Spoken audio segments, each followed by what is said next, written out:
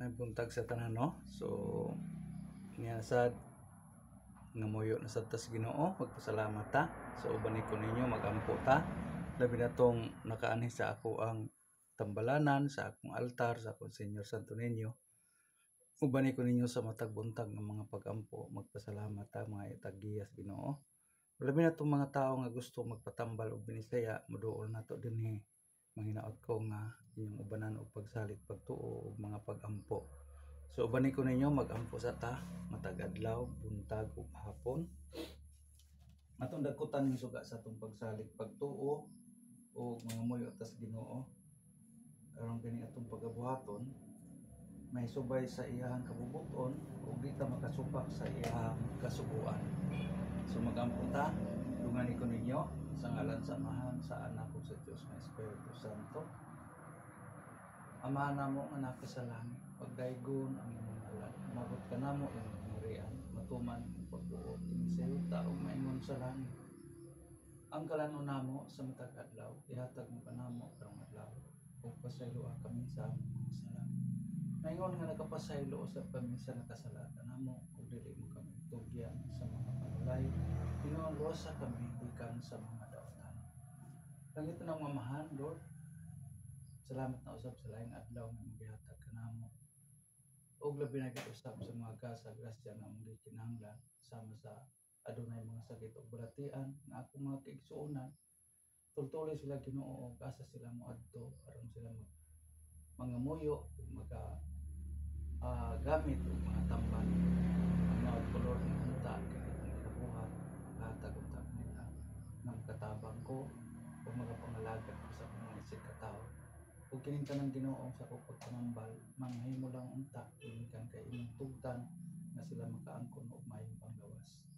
Lord, tutuloy ang mga tao kung asa sila moadto. Unya sa diyang sila nangamuyo, ayuhan taon sila Ginoo.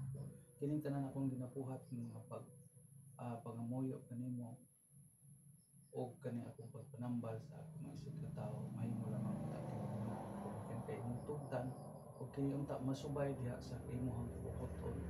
Maninaot ko Ginoo, kinabuhi nagagad aron sa ako mga kaigsuonan ug diha usab sa pagpangalagad diha kanimo.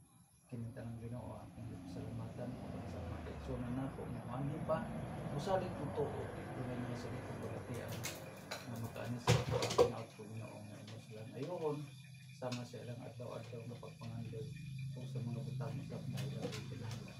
Kining tanang Ginoo among pangamuyo salamatan sa ngalan ni Kristo imong anak among maluluwas. Amen. Sa ngalan sa Amahan, sa Anak, sa Diyos ng Espiritu Santo. Amen.